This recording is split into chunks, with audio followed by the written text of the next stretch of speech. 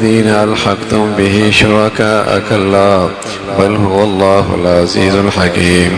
آپ یہ بھی کہہ دیجئے مجھ کو ذرا دکھلاؤ جن کو تم شریک بنا کر خدا کے ساتھ ملا رکھا ہے، ہرگز اس کا کوئی شریک نہیں بلکہ واقع میں وہی ہے۔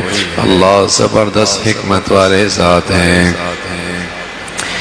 مشرک اللہ کی معرفت نہیں رکھتا، اس لیے شرک میں مبتلا ہوتا ہے، اس لیے اللہ کی ذات کے ساتھ کسی اور کو شریک قرار دیتا ہے، اللہ کی صفات میں کسی اور کو شریک ٹھہراتا ہے۔ اللہ کی پہچان نہیں، اللہ کی معرفت نہیں ہوتی۔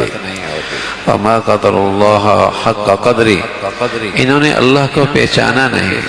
کوئی اللہ کی عظمت کو، اللہ کی بڑائی کو، اللہ کی قدرت کو، اللہ کی صفات کو جانتا ہو تو اللہ کا ہمسر کون ہو سکتا ہے؟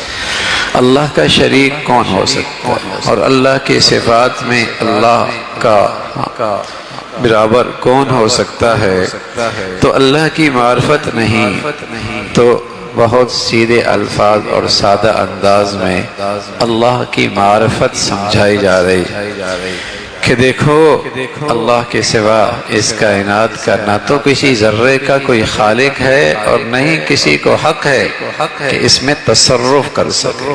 خالق بھی وہ اکیلا ہے اور مدبر بھی وہ اکیلا ہے، تدبیر بھی وہی کرتا ہے۔ یہ نہیں کائنات بنا کے اللہ تشریف فرما ہو گئے اور کائنات خود بہت چلنے لگی۔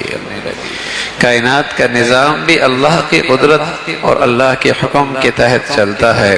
اور پھر دیکھو تمہاری دائیں بائیں رزق کون دیتا ہے؟ رزق کون دیتا ہے ساری مخلوق کو؟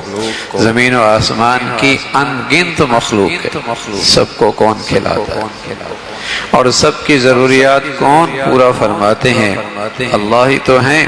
ذرا ان سے پوچھئے تو صحیح اور انہیں بتا دیجئے جو تم جرم کر رہے ہو ان سے ہم سے بات پرس نہیں ہوگی اور ہمارے اعمال کے بارے میں تم سے بات پرس نہیں آئی ہوگی۔ ایک دن آنے والا ہے جس دن اللہ رب العزت سب کو جمع فرمائیں گے اور پھر فیصلہ فرمائیں گے اور وہ فیصلہ عملی ہوگا۔ یوں تو اللہ نے حق سچ کا فیصلہ فرما دیا دلائل کے ذریعے، اپنے پیغمبروں کے واسطے سے، اپنے کتابوں کے ذریعے، لیکن قیامت میں جو فیصلہ ہوگا وہ عملاً ہوگا۔ وَامْتَازُوا الْيَوْمَ أَيُّهَا الْمُجْرِمُونَ، اے مجرموں آج میرے پیاروں سے تم علیحدہ ہو جاؤ۔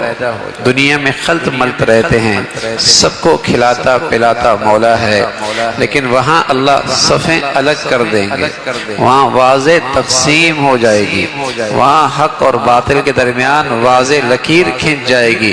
یہ باطل پہ ہیں، یہ حق پہ ہیں، یہ کامیاب ہیں، یہ ناکام ہیں۔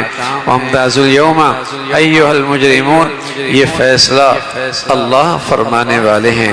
اور پھر اللہ رب العزت فرما رہے بتاؤ تو صحیح، دکھلاؤ تو صحیح، کون ہے میرے شریک؟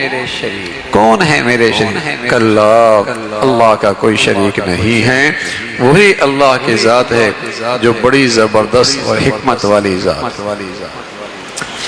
تو اللہ کی معرفت نصیب ہو جائے، اللہ کا تعارف نصیب ہو جائے، اللہ کی صفات کا صحیح علم ہو جائے تو آدمی شرک سے محفوظ رہ سکتا ہے۔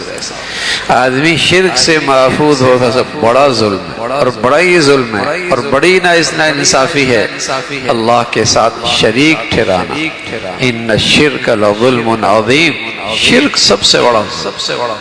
اللہ رب العزت توحید کی زندگی نصیب فرمائے اور اللہ اپنی توحید کے عقیدے پر خاتمہ نصیب